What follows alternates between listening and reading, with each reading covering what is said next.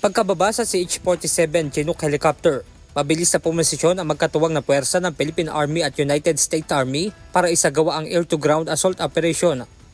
Lumipad din ang B-22 Osprey tiltrotor aircraft sa Calayan Island upang sumuporta sa operasyon. Ang senaryo, babawiin ng mga militar ang isang airport na nasa kamay ng kalaban.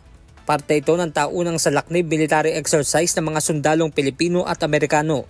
Ayon kay Philippine Army spokesperson Colonel Louis De Maala, bukod sa paggamit ng air asset, gagamit din sila ng Army watercraft para naman sa second iteration ng Joint Pacific Multinational Readiness Center o JPMRC na magsisimula sa May 31 hanggang June 6. JPMRC Exercise Philippines is a key part of the Salaknib Phase 2.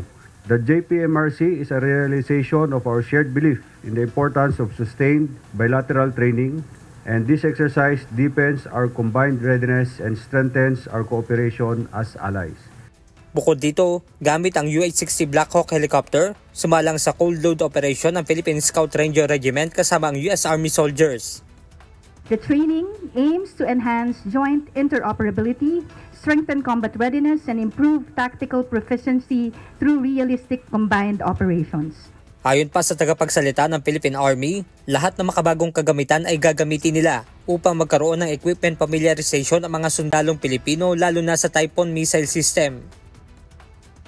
Yes, basically, yun nga is familiarization, yung basic operation, how to deploy, how to yung kanyang sustainment, and as well as yung basic, yung kanyang firing system.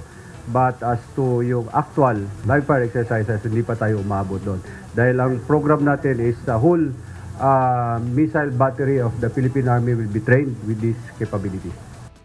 Benedict Samson, UNTV News and Rescue. Diyos ang aming sandigan, serbisyo publiko ang aming pinahahalagahan.